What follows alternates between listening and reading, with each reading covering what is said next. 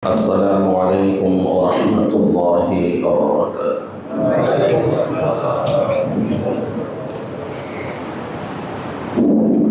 الحمد لله نحمده ونستعينه ونستغفره ونؤمن به ونتوكل عليه ونعوذ بالله من شرور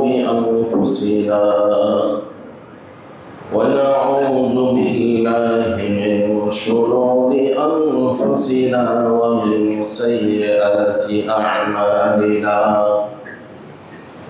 من يهد الله فلا مضل له ومن يضلله فلا هادي له.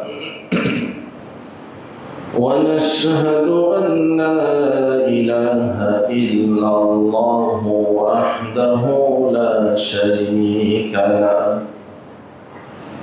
ونشهد أن سيدنا وحبيبنا وحبيب ربنا وأولانا ومولانا محمدا عبده ورسوله. أما بعد فأعوذ بالله من الشيطان الرجيم. بسم الله الرحمن الرحيم.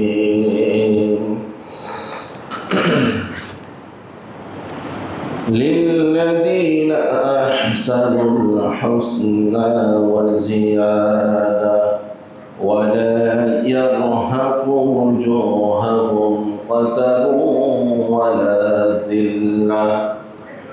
أولئك أصحاب الجنة هم فيها خالدون. وقال تعالى: إن الله لا يغفر أن يشرك به ويغفر ما دون ذلك لمن يشاء. إن الله وملائكته يصلون على النبي يا أيها الذين آمنوا صلوا عليه وسلموا تسليما. اللهم صل على محمد وعلى آل محمد كما صليت على إبراهيم وعلى آل إبراهيم إنك حميد مجيد. اللهم بارك على محمد وعلى آل محمد كما باركت على إبراهيم وعلى آل إبراهيم إنك حميد مجيد. سبحانك لا علم لنا إلا ما علمتنا إنك أنت العليم الحكيم. جزى الله عنا محمدا بما هو أهله. رب اشرح لي صدري ويسر لي أمري واحلل عقدة من لساني يفقه قولي. الحمد لله. উপস্থিত সম্মানিত মুসলিম کرام, হযরত উলামা ইকরাম, সর্বস্তরের দ্বীনী ভাইরা, মহান রব্বুল আলামিনের নিকট আমরা শুকরিয়া আদায় করছি যিনি আমাদেরকে মুমিন এবং মুহসিন এবং যিনি আমাদেরকে তার ঘরে যথাসময়ে উপস্থিত করেছেন, তাই সর্বপ্রথম তার দরবারে শুকরিয়া আদায় করছি। সবাই বলি আলহামদুলিল্লাহ। সাথে সাথে সালাত এবং সালাম দুরুদের হাদিয়া প্রেরণ করছি সাইয়্যিদুল মুরসালিন রাহমাতুল লিল আলামিন মুহাম্মদুর রাসূলুল্লাহ সাল্লাল্লাহু আলাইহি ওয়াসাল্লামের উপর, যিনি মানব জাতিকে অন্ধকার থেকে আলোর পথ দেখিয়েছেন। এবং দোয়া করছি, হে প্রভু, আপনি আপনার হাবিবকে জান্নাতের সর্বোচ্চ সম্মান দান করুন। সবাই বলি আমিন। সম্মানিত মুসলিয়ানে কেরাম, আমরা কোরআনুল কারীমের সূরা নাহলের 90 নম্বর আয়াত গত কয়েক জুমা ধরে আলোচনা করে আসছি। গত শুক্রবারে আমাদের আলোচ্য বিষয় ছিল ইহসান। এই ইহসান সম্পর্কে আমরা কিছু কথা বলেছিলাম এবং পরিশেষে এই কথাও বলেছিলাম যে তার অবশিষ্ট আলোচনা আমরা নেক্সট জুমা তথা আজকে আমরা আলোচনা করব। সম্মানিত মুসল্লিয়ানে কেরাম, আপনারা জানেন ইহসান এটা এমন একটি জিনিস যেই শব্দটি আল্লাহ তাআলা কোরআনুল কারীমে অনেক ক্ষেত্রে প্রয়োগ করেছেন। গত জুমায় বলেছিলাম 175টি আয়াতে 191 বার ব্যবহার হয়েছে এবং এই ইহসান এর শাব্দিক এবং পারিভাষিক অর্থ আমরা আলোচনা করেছি। এই ইহসানের পরিধি অনেক ব্যাপক। আজকে আমরা এই ইহসানের বিভিন্ন দিক নিয়ে সংক্ষিপ্ত সময়ে কথা বলবো এবং ইবাদত করতে গিয়ে ইহসানের প্রতি কিভাবে আমাদের লক্ষ্য রাখতে হবে, কিভাবে শিরক মুক্ত ইবাদত যেন আমাদের হয়, আমাদের আকীদা, আমাদের বিশ্বাসে কোনো ধরনের শিরক যেন চলে না আসে, এই বিষয়গুলোর প্রতি আমাদের অত্যন্ত সচেতনতার সহিত লক্ষ্য রাখতে হবে। অন্যথায় আমরা একদিকে আমল করে যাব, আমাদের আমলগুলো বাতাসে উড়ে নষ্ট হয়ে যাবে শিরকের কারণে। কারণ আল্লাহ তাআলা বলেন, ওয়া ইউশরিক বিল্লাহ ফাকাদ হাবিতা আমালুহু, যে ব্যক্তি শিরক করলো তার আমলগুলো নষ্ট হয়ে গেল। নাউযুবিল্লাহ। এই শিরকের বিভিন্ন ধরন নিয়ে আমরা কথা বলেছিলাম। প্রথমত আমরা শিরককে দুই ভাগে ভাগ করেছি, শিরক ফিল ইবাদত, আরেকটা হলো শিরক ফিল মুআমালা। শিরক ফিল ইবাদত, ইবাদত, আর আমরা ইহসান ফিল মুআমালা, মুআমালার মধ্যে ইহসান এবং ইবাদতের মধ্যে ইহসান। তো আজকে আমরা এই মুআমালার মধ্যে কিভাবে ইহসান, এই বিষয়টা নিয়ে শুরু করতে যাচ্ছি। মুআমালার মধ্যে আছে আমাদের দৈনন্দিন জীবনের মানুষের সাথে উঠা বসা, লেনদেন, ক্রয় বিক্রয় ইত্যাদি।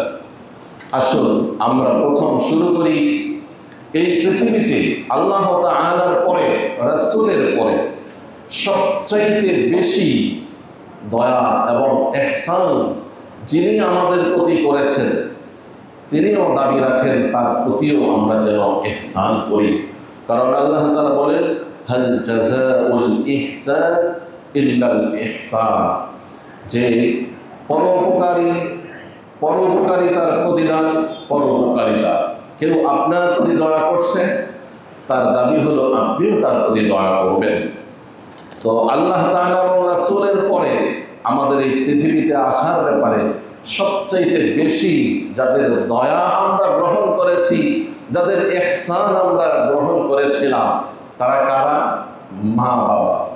এই জন্য আল্লাহ তাআলা কোরআনুল কারীমে আল্লাহ তাআলার ইবাদতের পরে এই মা বাবার কথা সবার আগে তুলে ধরেছেন। তিনি বলেন, ওয়া'বুদুল্লাহা ওয়া লা তুশরিকু বিহি শাইআ, আল্লাহ তাআলার ইবাদত করো এবং আল্লাহ তাআলার সাথে কাউকে শরীক করবে না। ওয়া বিল ওয়ালিদাইনি ইহসানা, আল্লাহ এবং পিতামাতার সাথে তোমরা সদাচরণ করবে, ইহসানের আচরণ করবে। সূরা বনী ইসরাঈলের মধ্যে আল্লাহ তাআলা এইভাবে বলেন যে আমি ইবাদতকে যেমন ফরজ করে দিয়েছি, ইহসানকেও আমি ফরজ করে দিয়েছি। আল্লাহ তাআলা বলেন ওয়াকাদা রাব্বুকা আল্লা তা'বুদু ইল্লা ইয়্যাহু, আর আল্লাহ তাআলার পক্ষ থেকে বিধান প্রণীত হয়েছে, ফরজ হিসেবে সাব্যস্ত হয়েছে আল্লাহ তাআলা ব্যতীত আর কারো কোনো ইবাদত না করা। ওয়া বিল ওয়ালিদাইনি ইহসানা, আর মা বাবার সাথে ইহসান করতে, সদাচরণ করতে। কিভাবে করবে? ইম্মা ইয়াবলুগান্না ইনদাকাল কিবারা আহাদুহুমা আও কিলাহুমা, যদি তোমার নিকট তোমার মা বাবা উভয় অথবা কোনো একজন বার্ধক্যজনিত বয়সে বৃদ্ধ হয়ে গেলে, এই বৃদ্ধ বয়সে যদি তুমি তোমার মা বাবাকে একসাথে কিংবা কোনো একজনকে পেয়ে থাকো, ফালা তাকুল লাহুমা উফ, তাহলে তাদের কোনো আচরণে ক্ষিপ্ত হয়ে উফ শব্দটি উচ্চারণ করবে না। ওয়ালা তানহারহুমা, আর তাদেরকে ধমকের সুরেও কথা বলবে না। ওয়া কুল লাহুমা কাওলান কারীমা, আর তাদের সাথে কথা বলবে কাওলান কারীম, নরম ভাষায়, স্বাভাবিকভাবে, যেই কথার দ্বারা মানুষ কষ্ট না পায় বরং আনন্দিত হয়। যেমন আমরা আমাদের সন্তানদের সাথে যেভাবে আদর সুহাগ করে কথা বলি, সেভাবে তাদের সাথে কথা বলবে। এই পৃথিবীতে আল্লাহ তাআলার পরে, রাসূলের পরে, মানুষের মধ্য থেকে আল্লাহ তাআলা মা বাবাকে এত সম্মান দিয়েছেন। এই মা বাবার সাথে সর্বপ্রথম ইহসানের মুআমালা আমাদের করতে হবে। সম্মানিত ভাইরা, এই মা বাবার ব্যাপারে রাসূল বলছেন হুমা, তারা উভয়ে তোমার জান্নাত অথবা তারা উভয়ে তোমার জাহান্নাম।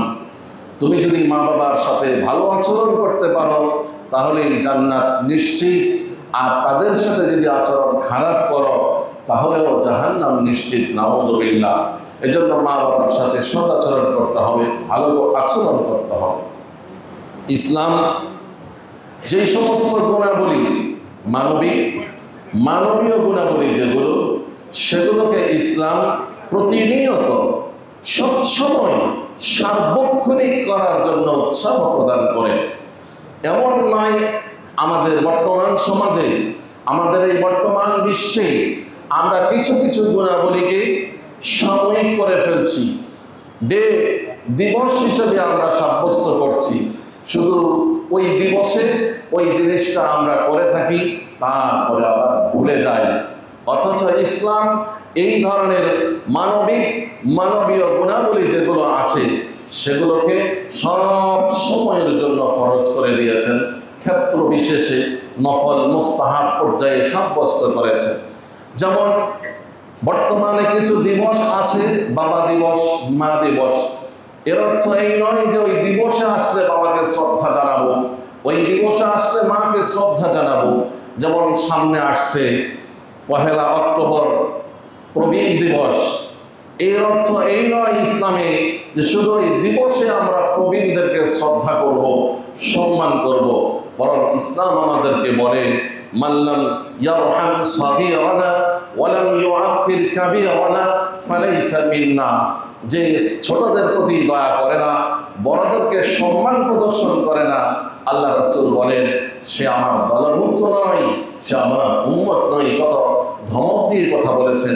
এর অর্থ হলো একজন বয়স্ক ব্যক্তি হিসেবে আমার মা বাবা প্রথমত আমার কাছ থেকে সম্মানের দাবি রাখেন, আর তাছাড়াও তারা যেহেতু আমার মা বাবা সেজন্য আরো বেশি দাবি রাখেন।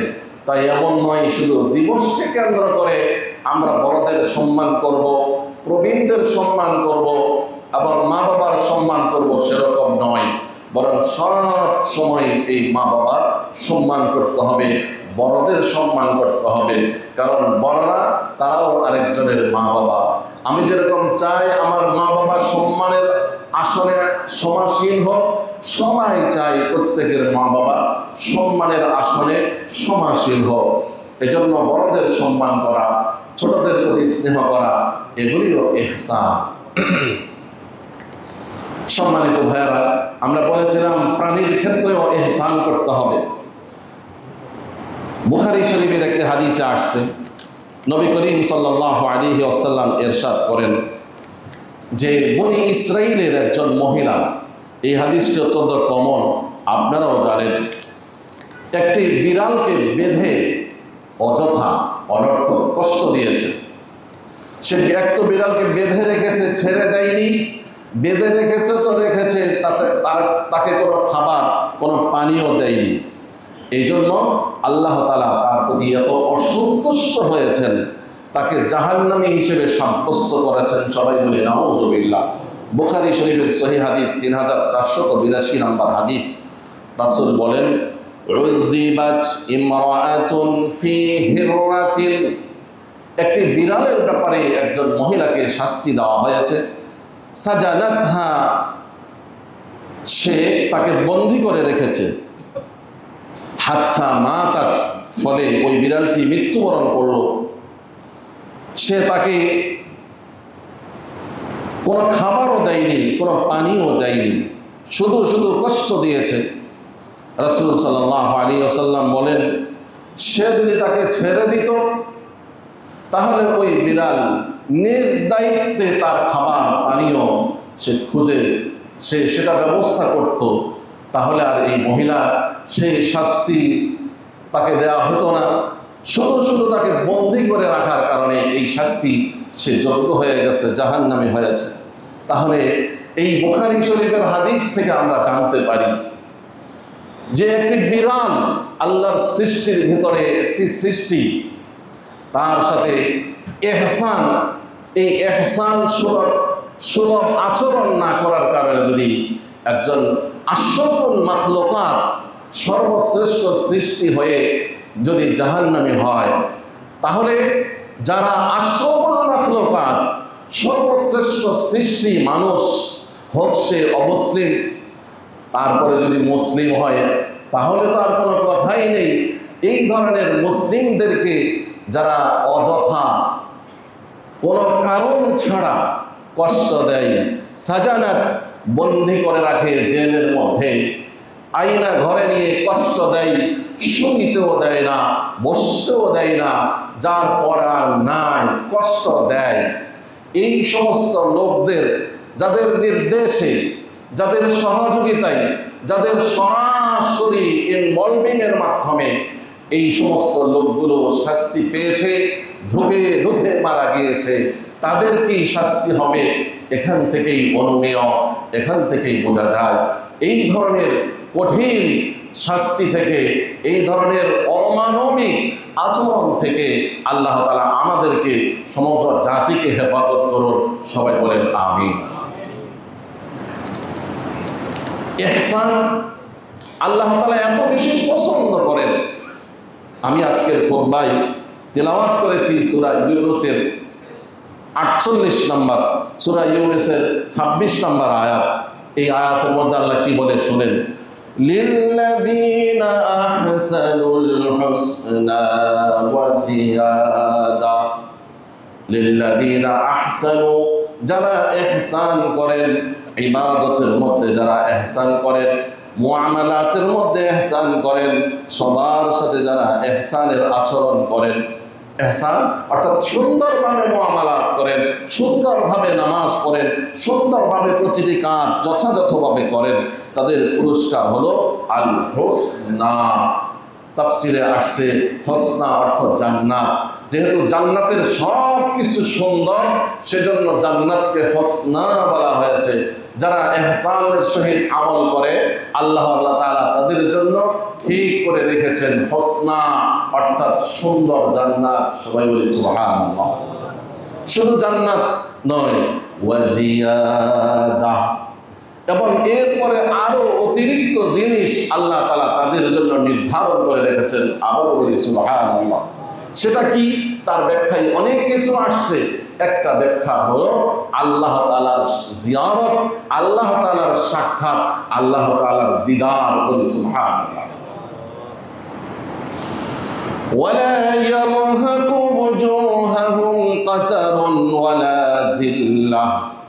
ওই দিন যারা ইহসান, দুনিয়াতে ইহসানের সহিত আমল করেছেন, তাদের চেহারাগুলোকে অন্ধকার করা হবে না এবং তারা কোনো জিল্লতির, বেইজ্জতির, অসম্মানের সম্মুখীন হবে না, বরং তাদের স্থান হবে উলাইকা আসহাবুল জান্নাহ, তারা হবে জান্নাতি, হুম ফিহা খালিদুন, সেখানে তারা সর্বদা থাকবে।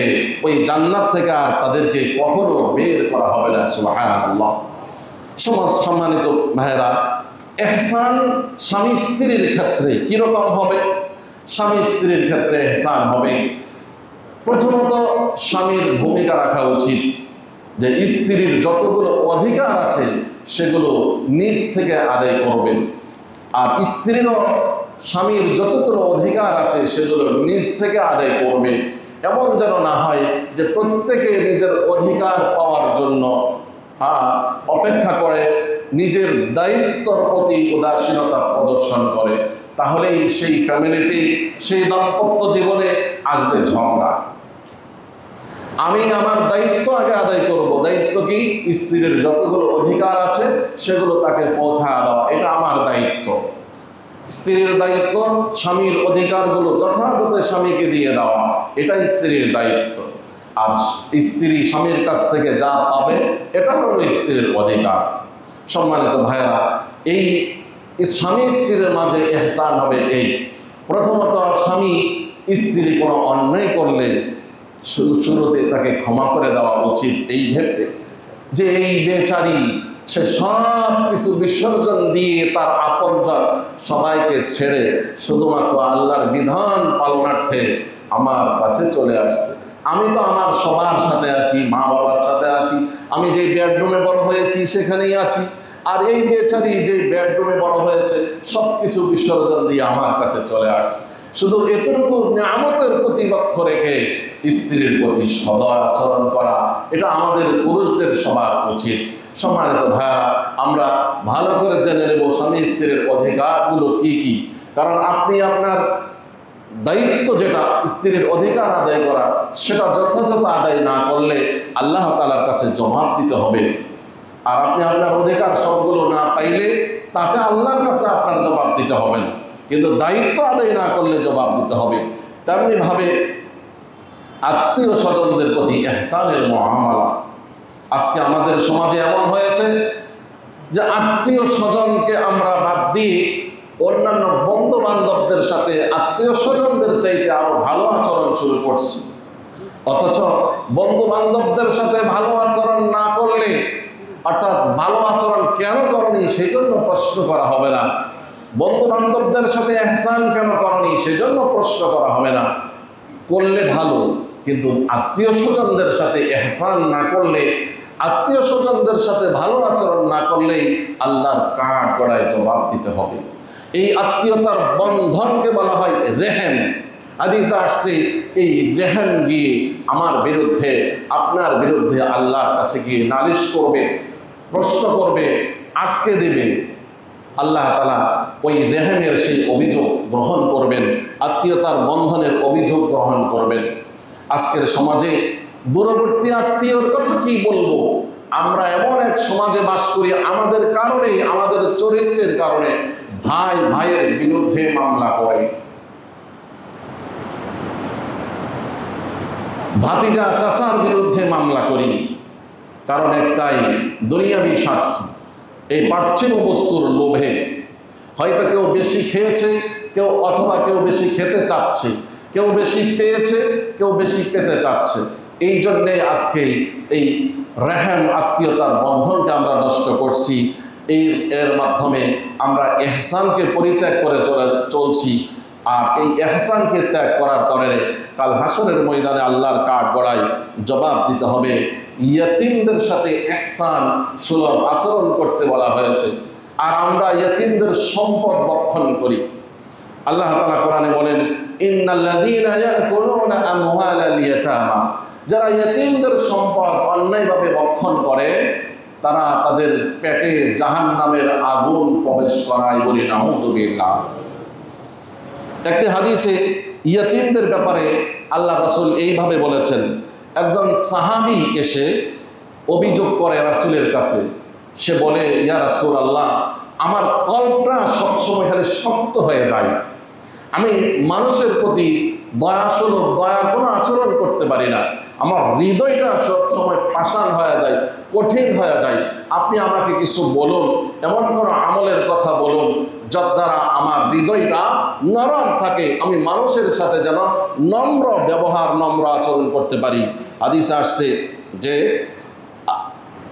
রাজুলান শাকা ইলান নবী সাল্লাল্লাহু আলাইহি ওয়াসাল্লাম কাসওয়াতা কলবিহি, যে আমার কল্ব কঠিন হয়ে গেছে। ফাকালা রাসূলুল্লাহ সাল্লাল্লাহু আলাইহি ওয়াসাল্লাম ইমসাহ রাসাল ইয়াতীম, তুমি ইয়াতীমের মাথায় হাত বুলাও, ইয়াতীমের মাথায় হাত বুলিয়ে দাও।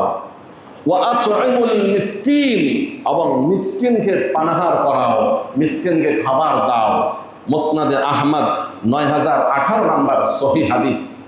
আমার ভাইরা, অন্য হাদিসে আরেকটু ব্যাপকভাবে আসছে যে ইয়াতীমের মাথায় হাত মোছন করো, হাত বুলিয়ে দাও, এবং তার সাথে সহানুভূতিশীল আচরণ করো, তাকে খাওয়াও, তাকে পানাহার করাও, তাকে আদর করো, যত্ন করো। একজন ইয়াতীমকে সত্যিকার অর্থে যদি কেউ মাথায় হাত মুছে বুলিয়ে দেয় এবং মনে মনে এই অনুভূতি সে নিয়ে আসে, আহ, এই বাচ্চাটার বাবা নেই, আমার যদি এই বয়সে বাবা না থাকতো তাহলে আমার কি অবস্থা হতো, দেখবেন দিল নরম হয়ে যাবে। রাসূলের কথা সত্য কথা, আমরা আমল করে দেখব, ইনশাআল্লাহ আমাদের অন্তর নরম হয়ে যাবে। অন্তর শক্ত থাকা এটা কুফরের লক্ষণ, অন্তর নরম থাকা এটা ঈমানের লক্ষণ। তাই ইয়তীমদের সাথে আমরা ইহসানের আচরণ করব। দরিদ্র, ক্ষুধার্ত, অনাথ, অসহায় তাদের সাথে ইহসানের আচরণ করব। মাঝে মাঝে নিজের বাচ্চাদেরকে নিয়ে ওই মিসকিন পাড়ায় গিয়ে, যেখানে সাধারণ মানুষ থাকে, যারা খুঁজে বেড়ায়, যারা ভিক্ষা করে, সেখানে নিয়ে আমাদের বাচ্চাদেরকে দেখাবো এবং তাদের খোঁজখবর নেব, বাচ্চাদের হাতে তাদেরকে কিছু গিফট দেব। তাহলে আপনার বাচ্চারা বুঝতে পারবে যে এই বাচ্চাগুলোর কি অবস্থা, আমরা কোথায় বিলাসবহুল বাড়িতে থাকি, কত আনন্দে থাকি, জন্মের পর থেকে এসি ব্যবহার করে আসছি, গাড়ি ব্যবহার করে আসছি, আর এই বাচ্চাগুলোর কি অবস্থা। তো তারাও চিন্তা করতে পারবে আল্লাহ তাআলার বিধান, আল্লাহ তাআলা চাইলে আমাদেরকেও এরকম রাখতে পারতেন। এর দ্বারা ওই কোমলমতি বাচ্চাগুলোর অন্তর ওই শুরু থেকেই নরম হয়ে আসবে, এরা কখনো কারোর সাথে কঠোর আচরণ করবে না। কারণ হাদিসে আসছে মানুষ দুটি কারণে বেশি জাহান্নামে যাবে, তার ভিতরে একটা হলো কঠোর আচরণ, জিহবা, আর একটা হলো লজ্জাস্থান। এই জন্য নিজেদের বাচ্চাদেরকে মাঝে মাঝে এভাবেও তালিম দিতে হবে। গরিব মিসকিনদের পাশে নিয়ে তাদেরকে দেখাইতে হবে যে আল্লাহ তাআলা তোমাদেরকে কোথায় রাখছেন, তাদেরকে কোথায় রাখছেন। আল্লাহ তাআলা চাইলে তোমাদেরকেও এই পরিবেশ দিতে পারতেন। সম্মানিত ভাইরা, পথচারী যারা আছে, পথিক, তাদের সাথেও ইহসানের আচরণ করতে হবে, পারলে তাদের উপকার করতে হবে। কেউ আপনার কাছে একটা লোকেশন জিজ্ঞাসা করছে, আপনি 1 মিনিট সময় ব্যয় করে তাকে যদি লোকেশনটা বলে দেন, হ্যাঁ আপনি অমুক জায়গায় যেতে চাচ্ছেন, এভাবে যান, এভাবে রিক্সা নেবেন, তারপরে চলে যাবেন, এতটুকু উপকার করলে আল্লাহ তাআলা আপনাকে 10 বছর নফল ইতিকাফের চাইতে বেশি সওয়াব দান করবেন। সুবহানাল্লাহ। সওয়াব শুধু ঘুরতেছে, আমরা ধরতেছি না, বা কিভাবে ধরবো সেটা জানি না। সম্মানিত ভাইয়েরা, এইভাবে কর্মচারী যারা আছে, আমাদের অধীনস্থ যারা আছে, তাদের সাথেও আমাদের ইহসানের আচরণ করতে হবে। সম্মানিত ভাইয়েরা, এই ইহসান বিভিন্নভাবে হয় বলেছি, আর সবচাইতে লক্ষ্য রাখতে হবে ইবাদতের ক্ষেত্রে ইহসান। যেটা গত সপ্তাহে বলেছিলাম, আল্লাহ তাআলার ইবাদত করতে হবে এমনভাবে যেন আমি আল্লাহকে দেখতেছি, দেখে দেখে ইবাদত করতেছি। তাহলে কি হবে? ইহসান মানে সুন্দর, আমার এই ইবাদত সুন্দর হবে। আল্লাহ তাআলা মানুষের সকল গুনাহ মাফ করে দেন, কিন্তু শিরকের গুনাহ মাফ করেন না। ইবাদত যদি ইহসানের সহিত না হয়, হয়তোবা এই ইবাদতের মধ্যে শিরক যুক্ত হয়ে যেতে পারে। সেজন্য লক্ষ্য রাখতে হবে আমাদের ইবাদত সব ধরনের শিরক, রিয়া এটাও কাইন্ড অফ শিরক, লৌকিকতা, কাউকে দেখানো এটাও একটা শিরক। সব ধরনের শিরক মুক্ত হয়ে যেন আমরা ইবাদত বন্দেগী করতে পারি। সম্মানিত ভাইয়েরা, সূরা নিসার 48 নম্বর আয়াত একটি প্রসিদ্ধ আয়াত, কমন আয়াত, সবাই জানেন। এই আয়াতে আল্লাহ তাআলা বলেন, ইন্নাল্লাহা লা ইয়াগফিরু আন ইউশরাকা বিহি ওয়া ইয়াগফিরু মা দুনা যালিকা লিমান ইয়াশা। যারা শিরিক করে তাদের গুনাহ আল্লাহ ক্ষমা করেন না, এছাড়া বাকি সবার গুনাহ আল্লাহ তাআলা ক্ষমা করে দেন। তাহলে এই শিরিকের অনেক প্রকার আছে, শিরিকের ব্যাপারে অনেক কথা আছে। আমরা সমসাময়িক একটা শিরকি কর্মকাণ্ড শুরু হয়েছে এবং হতে যাচ্ছে, আরও কিছুদিন বাকি থাকবে। এই শিরকের ছোঁয়া যেন আমার গায়ে, আপনার গায়ে কোনো ক্রমেই যেন না লাগে, সেজন্য এখন থেকেই আমরা সচেতন থাকব। আমরা আমাদের অধীনস্থদেরকে সচেতন করব, আমরা আমাদের বন্ধু বান্ধবদেরকে সচেতন করব, মুমিন মুত্তাকি যারা আছে তাদেরকে সচেতন করব, যেন এই শিরকের জোয়ারে আমাদের ঈমান যেন ভেসে চলে না যায়। আর সেটাই হলো এই যে আমাদের প্রতিবেশী বা আমাদের সমাজে যারা বাস করে, যারা হিন্দু জাতি আছে, তারা তাদের যেই উৎসব কিংবা দুর্গা পূজা করতে যাচ্ছে, এই তাদের দুর্গা পূজার কারণে যেন একজন মুমিনের ঈমান যেন নষ্ট না হয়, একজন মুমিনের মধ্যে শিরকের চর্চা যেন না হয়, এই বিষয়ে আমাদের সতর্ক থাকতে হবে। সম্মানিত ভাইয়েরা, এই দুর্গা পূজা যেটা সামনে আসছে, 30, 1, 2 এই 3 দিন শারদীয় দুর্গা পূজা, এই ব্যাপারে আমাদের করণীয় কি? আমরা অনেক সময় অনেকে মনে করি আমার বন্ধু হিন্দু, সে আমাকে ইনভাইট করছে, আমি যাচ্ছি, তাতে অসুবিধা কি?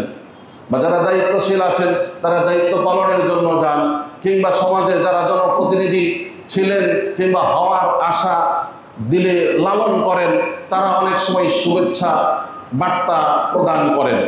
তো একজন মুসলিম হয়ে এগুলো করা যাবে কি? আকীদার একটা সূত্র হলো রাযা বিল কুফরি কুফরুন, অর্থাৎ কোন কুফরি কাজে, কোন শিরকি কাজে সন্তুষ্টি প্রকাশ করা, এটাও কুফরি।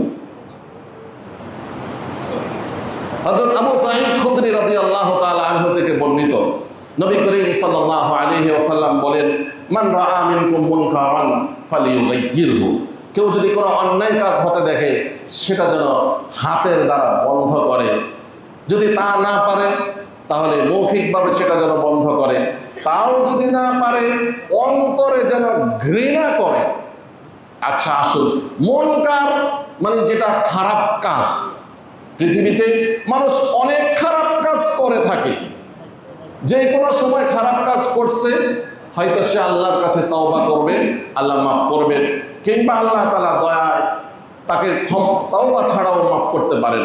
কিন্তু আপনারা সবাই জানেন, এমন একটা অন্যায়, এমন একটা মুনকার, এমন একটা ঘৃণিত কাজ আল্লাহর দৃষ্টিতে এই পৃথিবীতে, যেই কাজটা কেউ করলে আল্লাহ তাআলা ক্ষমা করেন না। বলেন তো দেখি সেই কাজটা কি? শিরক। হযরত লুকমান হাকিম নিজের সন্তানকে উপদেশ দিচ্ছিলেন, কোরআনুল কারীমের মধ্যে আল্লাহ তাআলা সেই উপদেশগুলোকে কোট করেছেন। তার মধ্যে তিনি বলেন, وَإِذْ قَالَ لُقْمَانُ لِابْنِهِ وَهُوَ يَعِظُهُ يَا بُنَيَّ لَا تُشْرِكْ بِاللَّهِ إِنَّ الشِّرْكَ لَظُلْمٌ عَظِيمٌ। হে বৎস, লা তুশরিক বিল্লাহ, আল্লাহর সাথে শিরক করবে না, কারণ এই শিরক হলো সবচাইতে বড় অন্যায়। আমার ভাইয়েরা, আল্লাহ তাআলা কোরআনুল কারীমের মধ্যে সূরা মায়েদায় বলতেছেন, ইন্নামাল খামরু ওয়াল মাইসিরু ওয়াল আনসাবু ওয়াল আজলামু রিজসুম মিন আমালিশ শাইতান। সূরা মায়েদার 90 নম্বর আয়াত। ফাজতানিবুহু লাআল্লাকুম তুফলিহুন। নিশ্চয় শরাব, জুয়া, আনসাব, মূর্তি পূজা এবং বিভিন্নভাবে ভাগ্য নির্ধারণ করা, এগুলো সব রিজসুন, সব নাপাক কাজ, এগুলো সব মিন আমালিশ শাইতান, শয়তানের কাজ। অতএব ফাজতানিবুহু, সেখান থেকে তোমরা দূরে থাকো। যদি দূরে থাকতে পারো, লাআল্লাকুম তুফলিহুন, তাহলেই তোমরা সফল হবে। আর এই ধরনের পরিবেশ আপনারা বিভিন্নভাবে জানেন, সেখানেই মদের আসর হয়, সেখানেই জুয়ার আসর হয়, সেখানে আপনার মূর্তি পূজা। অতএব সেখানে যাওয়া তো দূরের কথা, ফাজতানিবুহু, আল্লাহ তাআলা বলেন সেখান থেকে দূরে থাকবে, তাহলেই হবে তোমরা সফল।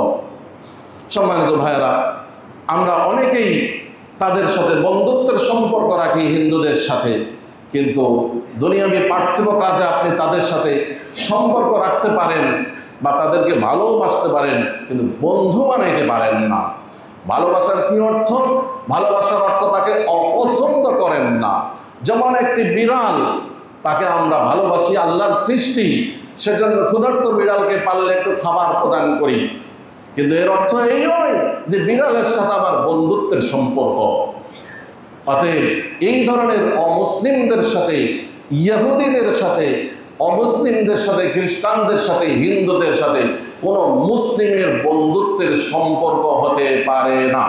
আল্লাহ তাআলা কোরআনুল কারীমের সূরা বাকারার 120 নম্বর আয়াতের মধ্যে বলেন, ওয়ালান তারদা আনকাল ইয়াহুদু ওয়ালান নাসারা হাত্তা তাত্তাবিআ মিল্লাতাহুম কুল ইন্নাল হুদা হুদাল্লাহ। যে কখনো এই ইহুদি খ্রিস্টান এরা তোমাদের বন্ধু হতে পারে না যতক্ষণ পর্যন্ত তোমরা শতভাগ তাদের মিল্লাত, তাদের ধর্মকে মেনে না নাও। সম্মানিত ভাইরা, অন্য আয়াতে আরো পরিষ্কারভাবে বলছেন, ইয়া আইয়ুহাল্লাযীনা আমানু লা তাত্তাখিযুল ইয়াহুদা ওয়ান নাসারা, যে ইহুদ এবং খ্রিস্টানদেরকে বন্ধু বানাবে না। অন্য আয়াতের মধ্যে আল্লাহ হিন্দুদের কথা এইভাবে বলছেন,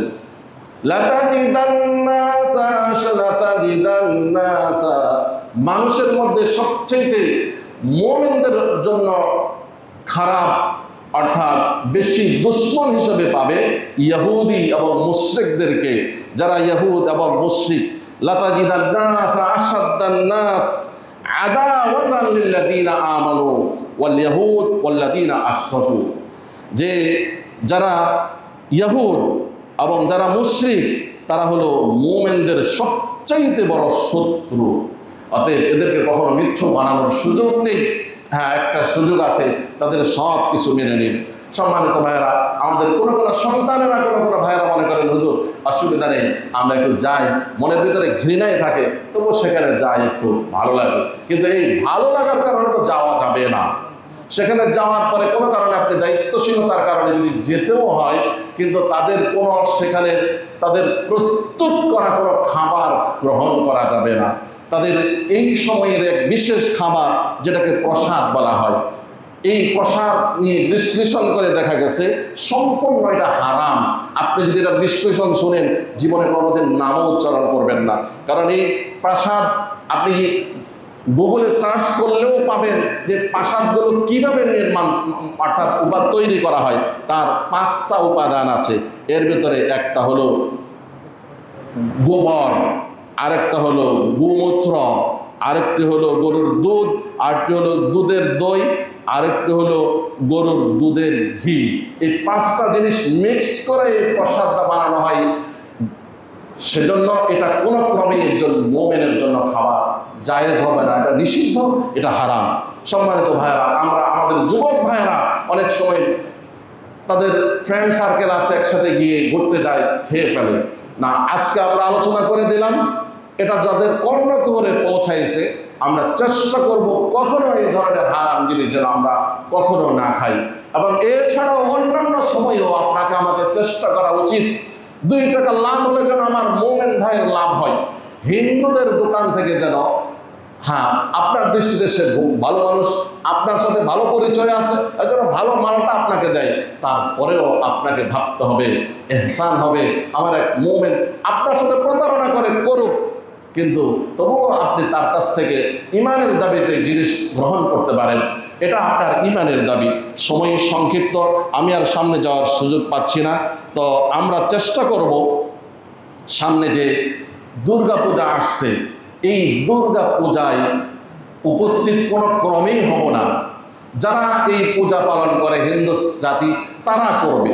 আপনি দেখেন, আমরা যদি আমাদের মুসলিম ভাইদেরকে কন্ট্রোল করতে পারি, তাহলে তাদের ওই পূজার উৎসবটাই কেবল যেন আপনার ওই রকম উৎসবে পরিণত হবে না। তাই আমাদের উচিত হবে, আমরা ধর্মপ্রাণ মুসলিম যারা আছি, নিজের ইসলাম যে গর্বিত যারা, আমরা কখনো এই ধরনের শিরকি পরিবেশে যাব না। কারণ শিরকি পরিবেশে গেলে নিজের মনের ভেতরে শিরক অজান্তে ঢুকে যাবে। সেজন্য নিজের ঈমানকে হেফাজত করার দাবি হিসেবে আমরা এগুলো থেকে দূরে থাকবো, আমরা নিজেদেরকে সেফ রাখবো। আমরা যে ইহসান নিয়ে কথা বলছি, ইহসান প্রত্যেকটা কাজ এমনভাবে করব, প্রত্যেকটা ইবাদত এমন করব যেন আল্লাহ দেখেছে, আমাদেরকে আল্লাহ দেখতেছেন। প্রথমত আমরা আল্লাহকে দেখতেছি, তা না হলে আল্লাহ দেখতেছেন। তাহলে আমার মধ্যে যদি এই বিশ্বাস থাকে, আল্লাহ তাআলা আমাকে দেখতেছেন, আমি আল্লাহকে দেখতেছি, এই বিশ্বাস নিয়ে কোনো শিরকি পরিবেশে যাওয়ার কোনো সুযোগ নেই। এটা তাদের ধর্মীয় পূজা, এটা তাদের উপাসনা, কিন্তু আপনি এটাকে উৎসব মনে করে যেতে পারেন না। উৎসব হলেও তাদের, আমাদের নয়। কারণ সবচেয়ে বড় কথা যেটা সমাজে প্রচলিত, যে ধর্ম যার যার উৎসব সবার, এটা সম্পূর্ণ মিথ্যা কথা। এটা কখনো প্রমাণিত নয়, কারণ আমাদের কোনো ঈদে তো তারা আসে না। সুতরাং এই কথা স্লোগান দিয়ে সেখানে যাওয়ার কোনো সুযোগ নেই। আপনি যাবেন, কিরামান কাতিবিন সবগুলো সংরক্ষণ করবে, হিসাব সবগুলো আল্লাহর কাছে চলে যাবে। তাই আমাদের উচিত হবে, ইহসানের দাবি হবে, শিরক মুক্ত ঈমান সংরক্ষণ করব, শিরক মুক্ত আমল সংরক্ষণ করব, শিরক মুক্ত পরিবেশে থাকব, যেখানে শিরক চর্চা হয় সেরকম পরিবেশ থেকে নিজেকে দূরে রাখবো। আল্লাহ তাআলা আমাদেরকে দুনিয়া এবং আখিরাতের সফলতা দান করবেন। আল্লাহ তাআলা আমাদের প্রত্যেককে এই ইহসান যেন প্র্যাকটিস করতে পারি, আমাদের পারিবারিক, সামাজিক, ব্যক্তিগত, রাষ্ট্রীয় জীবনে আমাদের সকলকে আল্লাহ তাআলা তৌফিক দান করেন। আমিন। ওয়া আখিরু দাওয়ানা আলহামদুলিল্লাহি রাব্বিল আলামিন।